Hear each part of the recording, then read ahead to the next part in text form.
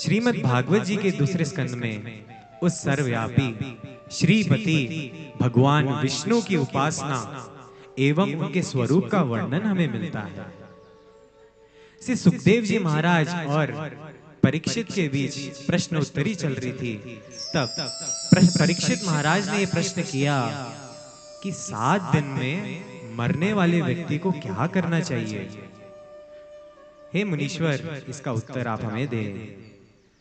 तब श्री सुखदेव जी महाराज बड़े ही प्रसन्न चित्त से ये कहते हैं, वरीयानेश ते प्रश्नः कृतो लोकहितो नृपः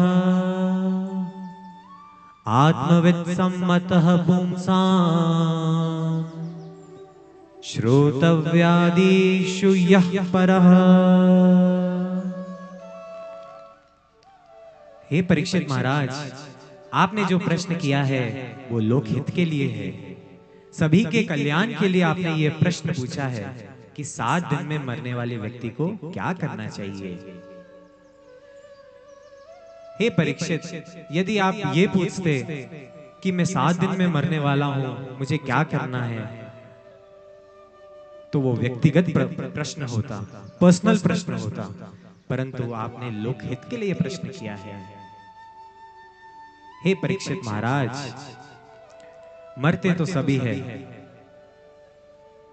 परंतु श्रीमद् भागवत जी में मृत्यु का उदाहरण इसलिए लिया है क्योंकि जब मनुष्य को अपने मृत्यु की चिंता होती है, मृत्यु का स्मरण किया जाता है, तो वो पाप कर्मों से मुक्त होता है, दूर रहता है, वो पाप नहीं करता।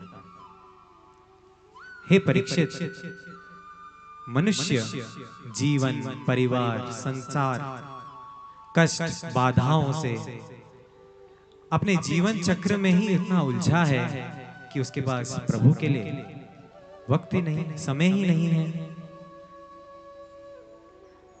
से सुखदेव जी महाराज कहते हैं, तस्मात् भारत सर्वात्मा भगवान ईश्वरो हरिः